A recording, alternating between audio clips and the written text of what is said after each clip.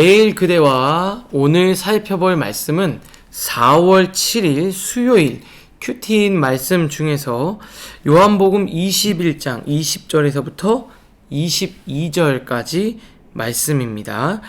하나님 말씀을 제가 봉독하겠습니다. 베드로가 돌이켜 예수께서 사랑하시는 그 제자가 따르는 것을 보니 그는 만찬석에서 예수의 품에 의지하여 주님을 파는 자가 누구오니까 묻던 자더라.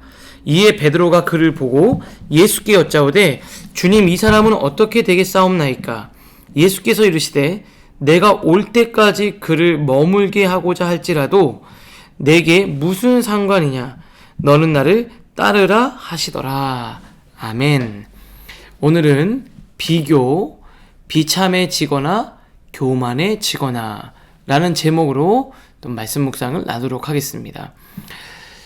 주님을 배신하고 또 삶의 자리로 떠났던 베드로, 이 베드로는요 부활하신 주님을 만났는데 그 주님을 따라 제자로서의 삶을 살기보다는 예전의 어부로서의 삶으로 돌아갔어요. 왜 그랬을까요? 아마 베드로는 자기 스스로 자신의 모습에 실망했기 때문에 그렇습니다. 나 같은 사람이 뭘 할 수 있을까? 그냥 나는 예전에 했던 물고기 잡는 어부밖에 안 되겠구나 라고 하고 스스로 자책하고 자기 자신에 실망해서 삶의 자리에서 돌아갔어요. 그런데 주님은 그 베드로에게 찾아오셔서 그에게 다시 한번 마음의 소명과 또 사명을 불러일으켜 주셨습니다. 주님과의 대화를 통해서 3번이나 사랑하냐고 물으시고 그 사랑에 대답했던 베드로에게 내 양을 먹이라. 즉 목자로서 영혼을 구원하는 사람 낚는 어부로서의 사명을 다시 불러일으켜 주셨어요. 너무나도 감격스러운 순간이지 않습니까?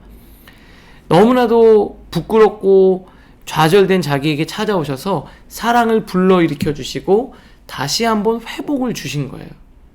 그런데 그때 이상하게도 베드로는 다른 한 사람에게 관심을 갖게 됩니다. 그게 바로 20절인데요. 그 주님의 놀라운 은혜를 덧입는 순간에 한 사람, 그게 바로 누구냐면 예수님 옆에서 늘 예수님의 사랑을 받았던 예수께서 사랑하시던 그 제자, 만찬 때 바로 옆에서 주님을 파는 자가 누굽니까? 물었던 그 제자, 그게 바로 누구냐면 요한복음의 저자였던 요한이었어요. 그러면서 갑자기 한 가지 궁금한 게 생겼습니다. 나는 주님을 따라 내가 순교할 거고 내가 원하지 않는 곳에 끌려가게 돼서 예수님의 제자로서 순교하게 될 텐데, 그러면 나는 그렇게 내 인생을 끝내게 될 텐데 저 요한은 어떻게 될까? 그 순간 궁금했던 겁니다. 그러면서 21절에 이렇게 물어요.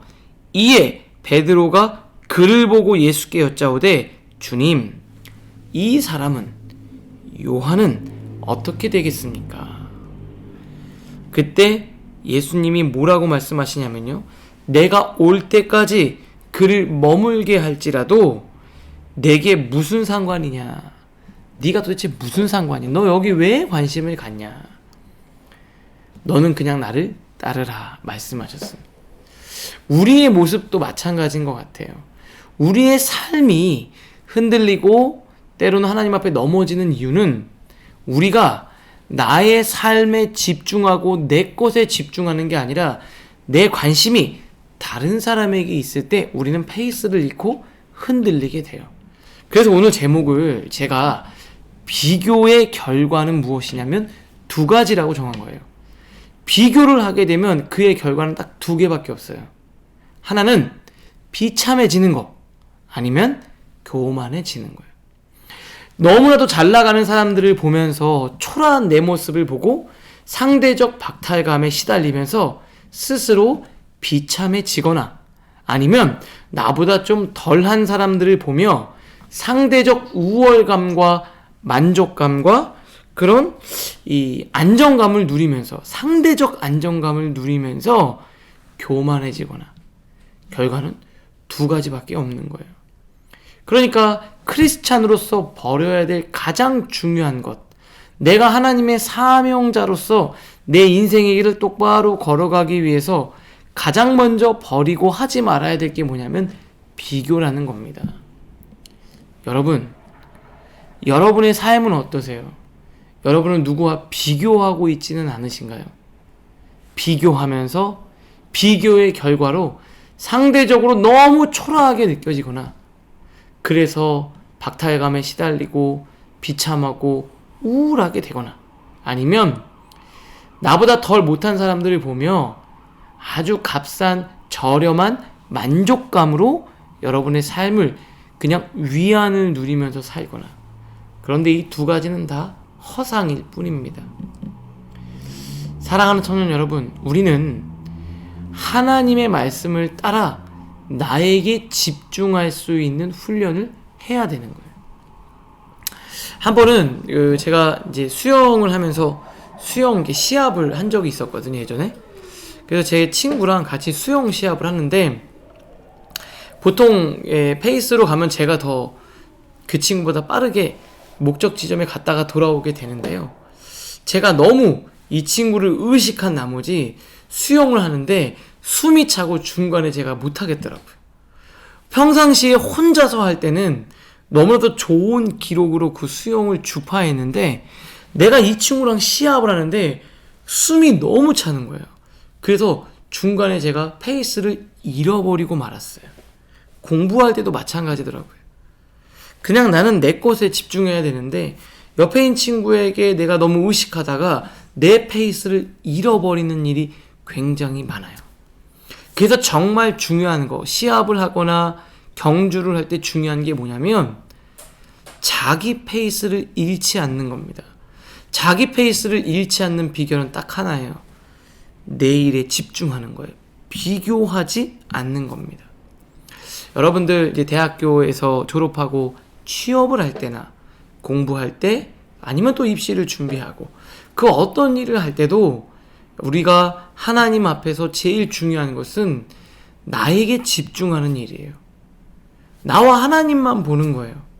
다른 사람을 통해서, 다른 사람이란 렌즈를 통해서 나를 보는 게 아니라 하나님이란 렌즈를 통해서 나를 보고 세상을 봐야 되는데, 우리는 다른 사람이라는 렌즈를 통해서 나를 보고 다른 사람의 렌즈를 통해서 세상을 보는 거예요. 그러다 보니까 우리는 늘 비교의식에 시달리면서 내 페이스를 잃어버리고 있지는 않은지 한번 돌아보실 수 있기를 바랍니다. 조금 뒤처지는 것 같아도 그건 중요하지 않습니다. 내가 하나님과 내 관계에서 내 페이스를 유지하고 있느냐, 그것이 너무나도 중요한 거예요. 그래서 주님은 지금 베드로에게 이렇게 이야기하는 겁니다. 내게 무슨 상관이냐? 그거 신경 쓰지 마라, 베드로야. 그냥 너는 나를 따르라. 어찌 보면 이 베드로의 모습이 우리의 모습은 아닐까 생각합니다. 주님을 만나서 사명을 되찾은 그날 너무 기뻤는데, 주님이 나를 사랑하신다고 하고 나에게 이 사명을 맡기는 게 너무 기뻤는데 갑자기 요한은 어떻게 될까? 그 요한을 보면서 그 기쁨이 한순간에 사라지는 거예요. 내가 이 정도 하나님이 주신 축복이 너무 기뻤는데, 이런 직장에 가서 너무 행복했는데 갑자기 다른 친구 더 잘된 애를 보면서 현타가 오거나 비참해지고, 내 모습은 지금 괜찮지 않은데 진짜 나보다 훨씬 더 못한 사람을 보며 너무나도 값싼 위안과 저렴한 만족감으로 여러분의 삶을 그냥 포장하고 외면하고 살아가고 있지는 않은지 한번 돌이켜 볼게요. 신앙생활 한다는 것은 비교하면서 얻는 위안이나 비참함을 버리고요, 하나님 앞에서 나와 주님과의 관계성에서 삶을 재정립하는 겁니다. 저도 마찬가지예요. 교육자도 그렇죠. 이 비교의식에서 벗어나기 쉽지 않습니다. 그러나 오늘 말씀을 통해 나의 삶을 한번 점검해 보기를 원해요. 저도 그렇게 한번 삶을 돌아보려고 합니다. 그냥 나에게 주어진 삶, 그것에 집중하며 살아가기를 한번 기도합시다. 그리고 그런 우리 사랑하는 청년들 될 수 있기를 주님의 이름으로 축복합니다. 기도하겠습니다. 하나님, 주의 사명을 받은 감격스러운 날, 베드로는 비교의식에 빠져버렸습니다. 이게 내 모습은 아닌지 돌이켜 봅니다. 주님, 비교하며 비참해지거나 교만해지거나 그 둘 중에 하나의 인생을 살지 않고 주님 안에서 늘 만족하며 기뻐하고 자족하는 삶, 사명을 이루면서 거침없이 자신의 인생을 주님과 함께 가꾸어가는 멋진 청년의 때를 보내게 하여 주시옵소서. 예수님의 이름으로 기도합니다. 아멘.